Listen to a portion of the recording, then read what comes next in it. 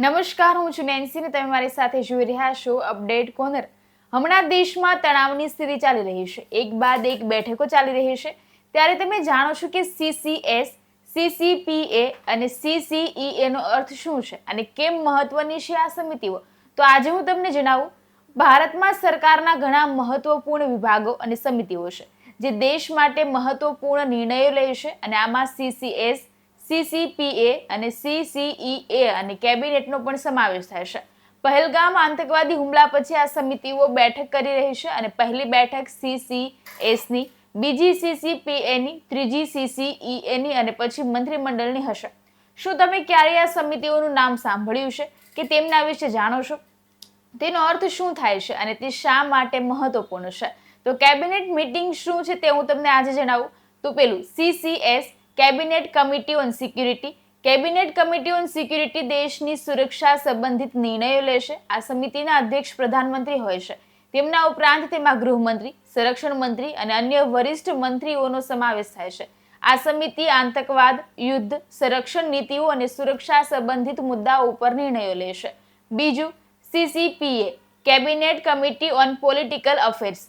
CCPA રાષ્ટ્રીય બાબતોની cabinet સમિતિ છે જેની બેઠકો દેશના મુખ્ય રાજકીય અને આર્થિક મુદ્દાઓ ઉપર ચર્ચા કરવા અને નિર્ણયો લેવા માટે યોજાય છે.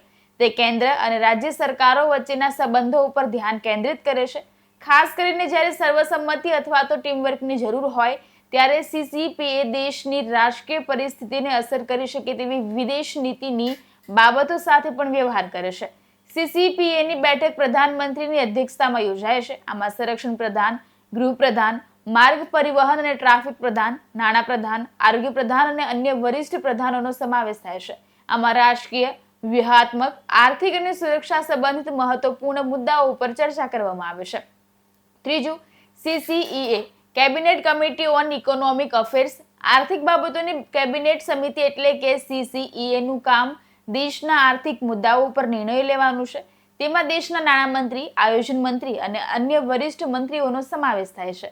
આ સમિતિ બજેટ, વિકાસ યોજનાઓ, આર્થિક સુધારાઓ અને નાણાકીય નીતિઓ ઉપર ચર્ચા કરે છે અને નિર્ણયો લે છે. ચોથું, મંત્રીમંડળ બેઠક, કેબિનેટ મીટિંગ.